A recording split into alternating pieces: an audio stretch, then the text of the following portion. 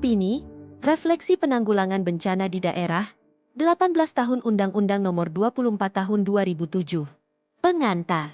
Undang-Undang Nomor 24 Tahun 2007 memasuki babak baru dalam penanggulangan bencana di Indonesia. Undang-undang ini terlahir dari tragedi bencana yang bertalu-talu. Mulai gempa dan tsunami Aceh di bulan Desember tahun 2004, disusul gempa bumi di Yogyakarta pada bulan Mei tahun 2006. 2 bulan berikutnya, pada bulan Juli 2006 terjadi tragedi tsunami Pangandaran, Jawa Barat.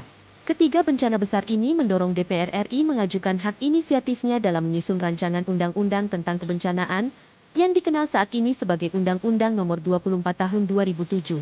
Perjalanan penanggulangan bencana telah berjalan selama 18 tahun. Sebelum lahirnya undang-undang ini, penanggulangan bencana ditangani Bakornas Penanggulangan Bencana dan Satkorlak Penanggulangan Bencana. Setelah lahirnya undang-undang ini, penyelenggaraan penanggulangan bencana ditangani pemerintah daerah. Sudah 18 tahun dalam perjalanan penyelenggaraan penanggulangan bencana di Indonesia, khususnya di daerah, dapat direfleksikan terdapat 2 fase perjalanannya. Pertama, sejak 2007 sampai dengan tahun 2018 dengan ditetapkan Kemendagri 101 tahun 2018 tentang SPM Sub Urusan Bencana. Dan kedua, sejak tahun 2018 sampai dengan sekarang. Dalam undang-undang ini, terdapat beberapa karakteristik khusus dalam tata kelola penanggulangan bencana yang sebelumnya tidak diatur. Antara lain adanya penetapan status keadaan darurat, adanya fase kebencanaan, adanya organisasi, yaitu BNPB dan BPBD, dan adanya fokus pembiayaan. Penetapan status keadaan darurat. Sebelumnya kalau terjadi bencana penetapan status tidak diperlukan. Bila terjadi bencana ya ditangani saja. Penanganan bencana belum mengenal penetapan status keadaan darurat. Penetapan status keadaan darurat pada awal berlakunya undang-undang ini hanya memiliki penetapan status tanggap darurat saja. Dalam dinamikanya melalui Perban BNPB nomor 3 tahun 2016 berkembang menjadi 3 subfase status keadaan darurat bencana, yaitu status siaga darurat, status tanggap darurat dan status transisi darurat menuju pemulihan. Khusus dalam status siaga darurat tidak dapat diberlakukan untuk semua jenis bencana. Keadaan siaga darurat hanya bisa ditetapkan pada bencana hidrometeorologi dan tidak kepada bencana geologi. Bencana hidrometeorologi umumnya dapat diprediksi, predictable, karena hampir selalu berhubungan dengan iklim dan cuaca. Sedangkan bencana geologi seperti gempa bumi, tsunami dan likuifaksi tidak dapat diprediksi, unpredictable. Dengan kata lain, penetapan status siaga darurat untuk bencana yang bersifat lambat, slow onset, dan bukan kepada bencana yang cepat dan tiba-tiba, rapid onset. Selanjutnya, penetapan status transisi darurat ke pemulihan sering terabaikan, padahal disinilah momen perbaikan darurat dikelola, dan pada fase pasca bencana rehabilitasi dan rekonstruksi perbaikan darurat selalu ditinggalkan. Artinya penetapan status transisi darurat ke pemulihan menjadi penting untuk ditetapkan. Terkait status bencana ini, terdapat 3 level. Level nasional ditetapkan oleh Presiden, level provinsi ditetapkan oleh gubernur, dan pada level kabupaten kota ditetapkan oleh bupati wali kota. Fase kebencanaan. Pada fase kebencanaan sama halnya dengan penetapan status keadaan darurat di mana tidak diatur dalam penanganan bencana sebelumnya. Setelah Undang-Undang Nomor 24 Tahun 2007, terdapat 3 fase kebencanaan, yaitu fase prabencana, fase saat bencana, dan fase pasca bencana. Pada fase prabencana terdapat 2 aktivitas, yaitu saat tidak terjadi bencana dan saat potensi bencana sudah ada.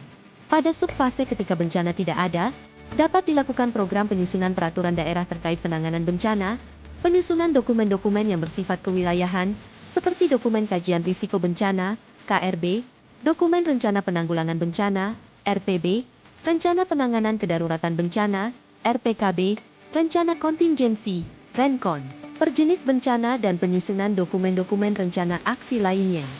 Selain penyusunan dokumen-dokumen kebencanaan, pada fase prabencana dalam subfase saat tidak ada bencana, dapat dikelola mitigasi struktural dan mitigasi non-struktural. Mitigasi struktural melalui pekerjaan sipil teknis, seperti pembangunan bronjong pencegah banjir, pembangunan turap pencegah longsor, dan pembangunan pemecah ombak pencegah banjir rob, dan lain-lain. Untuk mitigasi struktural non-sipil teknis dapat dilakukan dengan rebosisasi, vegetasi di daerah-daerah lahan kritis. Sedangkan mitigasi non-struktural dapat dilakukan dengan melaksanakan pelatihan, Simulasi secara berkala untuk menumbuhkan budaya sadar bencana dan kesiapsiagaan masyarakat dalam menghadapi bencana, khususnya kemampuan dalam evakuasi mandiri ketika bencana tiba. Sedangkan fase prabencana pada subfase ketika potensi bencana sudah ada, yang dilakukan berupa penguatan sistem peringatan dini, dan bagaimana masyarakat dapat meresponnya. Masyarakat secara real-time merespon hasil diseminasi informasi yang dikelola oleh instansi yang menangani sistem peringatan dini tersebut. Misalnya, sistem peringatan dini gempa dan tsunami oleh BMKG, sistem peringatan dini banjir oleh BWS Kementerian PUPR, dan peringatan dini erupsi gunung api oleh PVMBG Kementerian ESDM Republik Indonesia. Organisasi Penanggulangan Bencana. Selain penetapan status keadaan darurat dan pengaturan fase kebencanaan menjadi ciri khusus undang-undang ini, terdapat organisasi yang menangani bencana. BNPB di tingkat pusat dan di tingkat daerah terdapat BPBD. Keunikan organisasi ini memiliki tritugas dalam penyelenggaraan penanggulangan bencana. Dalam tritugas ini BNPB dan BPBD memiliki fungsi sebagai pelaksana, fungsi koordinasi dan fungsi komando dalam penyelenggaraan penanggulangan bencana. Sebelumnya tritugas ini hanya terdapat dalam institusi militer saja. Dengan kata lain fungsi ini menjadikan organisasi BNPB dan BPBD diberikan beban tugas yang sangat kompleks. Fungsi organisasi sebagai pelaksana antara lain, pengalokasian sumber daya, penggunaan anggaran dan pengawasan pelaksanaan. Fungsi organisasi sebagai koordinator adalah mengoordinasikan penanggulangan bencana di tingkat daerah dan pusat. Selanjutnya dalam pengumpulan data dan informasi tentang bencana, termasuk dampak, korban, dan kerusakan. Dan fungsi koordinasi juga berperan untuk pengambilan kebijakan dan strategi penyelenggaraan penanggulangan bencana, terkhusus koordinasi dengan pentahlis. Fokus pendanaan. Sama halnya dengan penetapan status keadaan darurat, pengaturan fase kebencanaan, dan adanya organisasi kebencanaan, undang-undang ini juga mengatur hal yang baru, yakni fokus pendanaan. Sejak undang-undang ini diberlakukan, fokus pendanaan mendapatkan prioritas di mana sebelumnya pendanaan hanya bersifat seadanya dan pada fokus pada penanganan darurat saja. Penanganan bencana pada fase prabencana umumnya dialokasikan melalui APBD karena dari aspek tata kelola keuangan masuk dalam kategori normal, yaitu sebagaimana perilaku anggaran adalah terencana, terukur dan berkinerja atau masuk ke dalam kategori business as usual. Namun untuk pendanaan pada fase keadaan darurat dan fase pasca bencana, karena sifatnya tidak terencana, tidak terukur dan tidak berkinerja, maka APBD sulit dialokasikan dan masuk ke dalam kategori bisnis as usual. Khusus pada fase darurat dan pasca bencana ini, pemerintah telah menyiapkan dua jenis dana on-call. Pertama dana siap pakai, DSP, dan kedua dana hibah pasca bencana untuk fase rehabilitasi dan rekonstruksi. Setelah Permendagri 101 tahun 2018. Dengan diberlakukannya Permendagri Nomor 100 Tahun 2018 tentang penerapan standar pelayanan minimal dan Peraturan Menteri Dalam Negeri Nomor 101 Tahun 2018 tentang standar teknis pelayanan dasar pada standar pelayanan minimal sub-urusan bencana daerah kabupaten kota. Sejak diberlakukan kedua Peraturan Menteri Dalam Negeri ini, agaknya tugas BPBD dalam penanggulangan bencana lebih kepada penguatan fungsi koordinasinya dan mendegradasi fungsi pelaksana yang sebelumnya cukup kuat. Fungsi pelaksana penanggulangan bencana sudah terbagi kepada instansi teknis, antara lain Dinas PUPR, Dinas Permukiman, Dinas Pertanian, Dinas Lingkungan Hidup, Dinas Kehutanan, Dinas Kesehatan, Dinas Kelautan dan Perikanan dan dinas-dinas teknis lainnya. Babak baru dalam penanggulangan bencana di Indonesia telah berlangsung. Pola perubahan ini mengikuti Kemendagri 901-15-53406 tahun 2024 tentang perubahan kedua, atas keputusan Menteri Dalam Negeri Nomor 05058889 tahun 2021. Keputusan ini mengatur tentang hasil verifikasi, validasi dan pemutakhiran klasifikasi, kodifikasi dan nomenklatur perencanaan pembangunan dan keuangan daerah. Instansi-instansi teknis di atas memiliki tugas dalam penyelenggaraan penanggulangan bencana pada fase prabencana, fase darurat bencana dan fase pasca bencana. Contoh, pada fase prabencana Dinas Kelautan dan Perikanan melaksanakan mitigasi dengan membangun pemecah ombak.